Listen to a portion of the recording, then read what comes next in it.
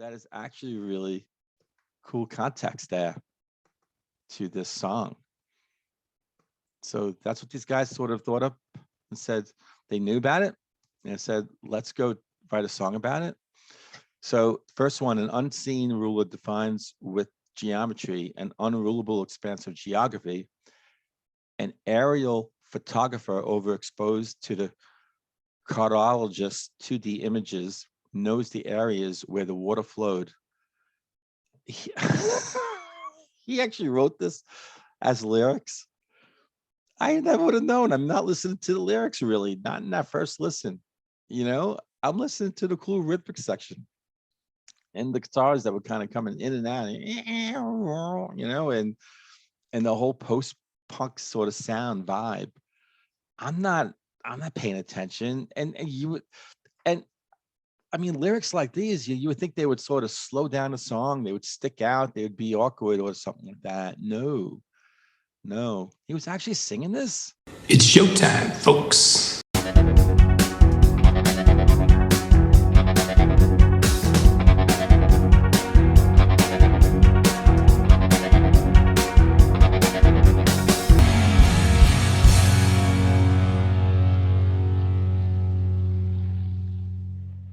Hey everyone, and welcome to another episode of Into the Music. My name is Greg, and I am back into the reaction seat.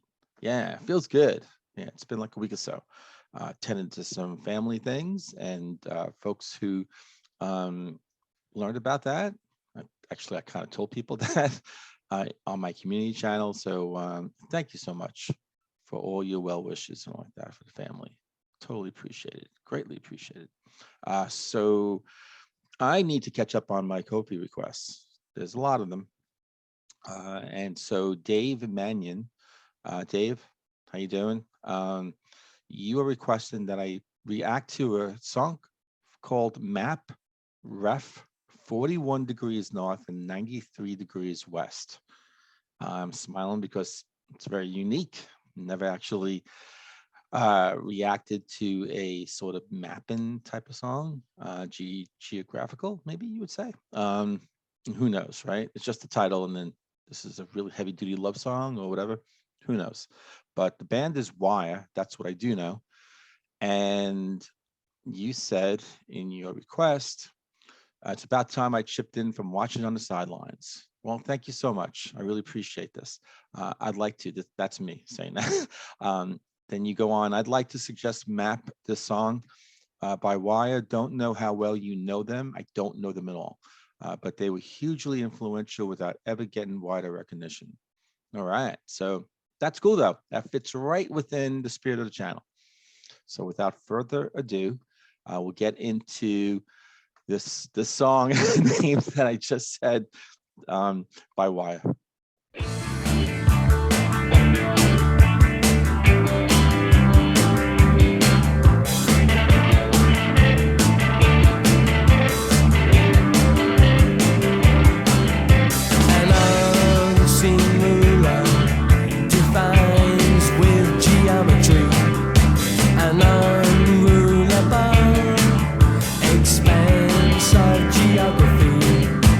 An aerial photographer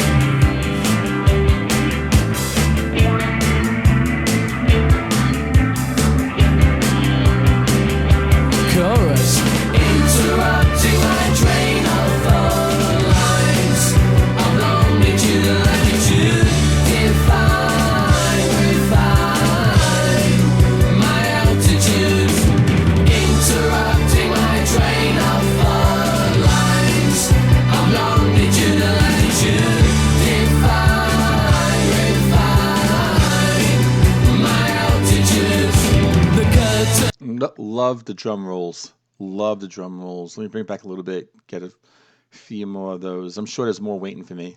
This this is good.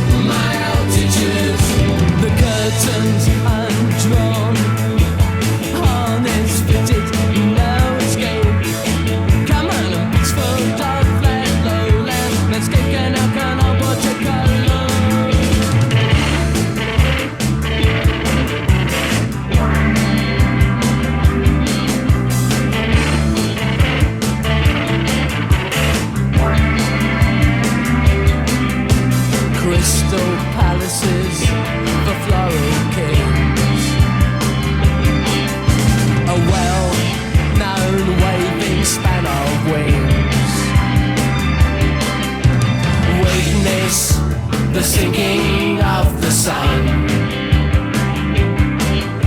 a deep breath of submission has begun, interrupting my train of thought lines of longitude and latitude, define, refine my altitudes, interrupting my train of thought lines of longitude and latitude, define, refine my altitudes, interrupting my train of thought lines of longitude and latitude,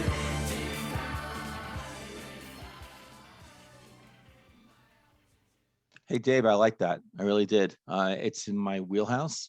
It sounds sort of going back a ways. Sounds like in the 80s at least. And it has that new wave sound, like big time. There's a little bit of a punkish kind of feel to it. So it's kind of like a post-punk. And so that's my guess. That's in the 80s. It's post-punk sound.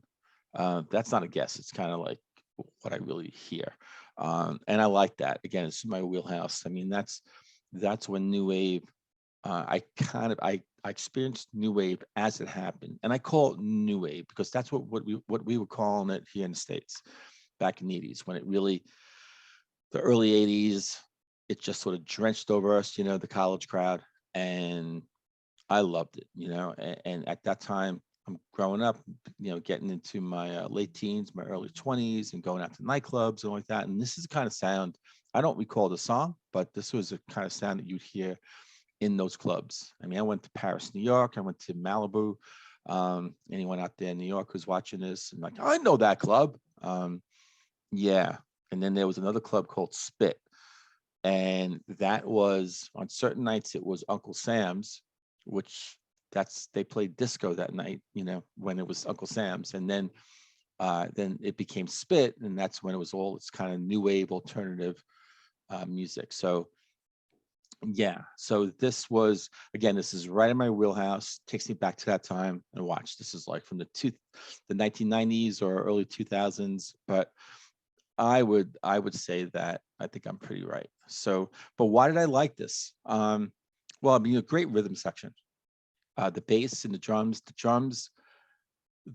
were, I mean, just drum roll at the drum roll at the drum roll, and I love it. It was very reminiscent of Blondie, right? And just the drum rolls, and then the bass. The bass was pretty cool too, because almost like every other drum roll, there was the bass line was sort of descending, which I'm a sucker for that. I love that.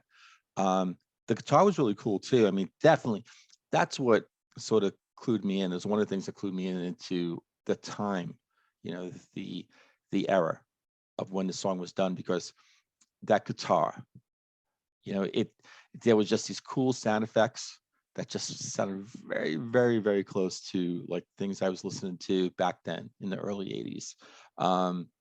Yeah, and the vocals were cool too. I liked the vocals.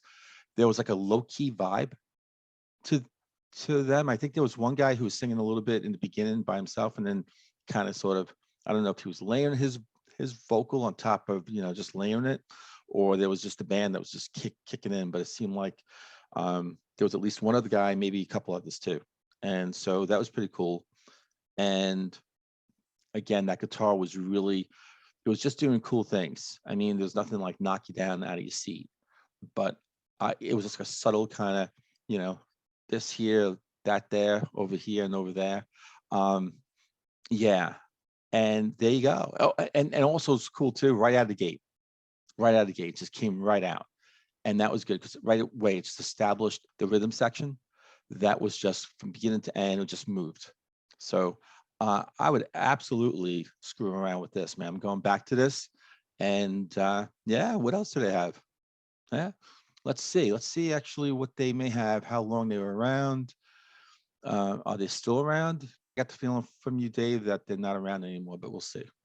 Got some information pulled up in Wiki, and they're saying Wire are, that means they are current. They are an English rock band formed in London in October 1976. That was a long time ago. And they were active 76 to 80, then 85 to 92, then 1999 to present day. Wow. Okay. And I think there's a current picture, 2013. And Robert Gray is looking pretty gray. Yeah, kind of showing his age.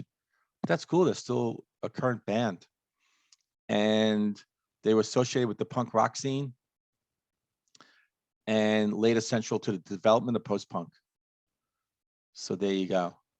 All right, I'm not going to go through. There's a lot of information here. Wiki. I do have the song pulled up in genius.com. It's the lyric website that I use a lot, going into the lyrics. And sometimes they have contributors who say some pretty cool things about the songs. And so let's see if there's anything for, yep, there's some information here about the song.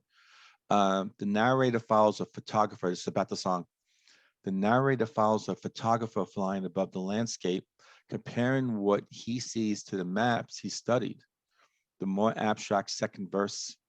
So it really is about maps. I'm thinking it's just kind of code title for like a deep meaning love song or something, whatever. Okay, that's really interesting. The more abstract second verse might describe that photographer's plane crashing into that same landscape. 41 degrees north, 93 degrees west brings you to a ghost town called Zero, Iowa. That's fascinating. Is this true? Zero, Iowa?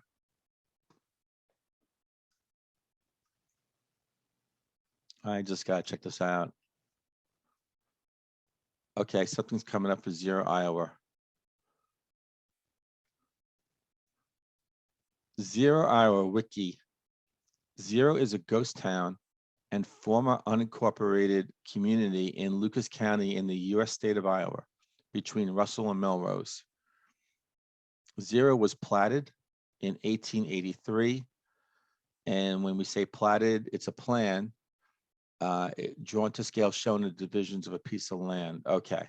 So with the town site being divided into 5 streets and 61 lots. So anyway, it goes back to, again, 1883. The Zero mine closed in 1886 due to flooding in the mine.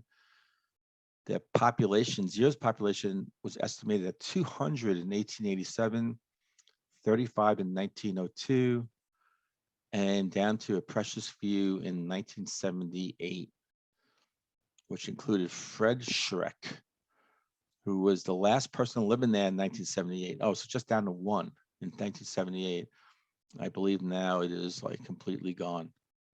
I think nature has taken over. Okay. But they called it a ghost town. Why is it just because it just was once a town and then just gone? Or the actual ghosts around? I don't know. But that's pretty cool. That is actually really cool context there to this song. So that's what these guys sort of thought up and said they knew about it and said, let's go write a song about it. So first one, an unseen ruler defines with geometry an unrulable expanse of geography. An aerial photographer overexposed to the cartologist 2D images knows the areas where the water flowed. He, he actually wrote this as lyrics. I never would have known. I'm not listening to the lyrics really, not in that first listen. I'm listening to the cool rhythmic section and the guitars that were kind of coming in and out, and the whole post-punk sort of sound vibe. I'm not paying attention. And I mean, lyrics like these, you would think they would sort of slow down the song, they would stick out, they would be awkward or something like that. No, he was actually singing this.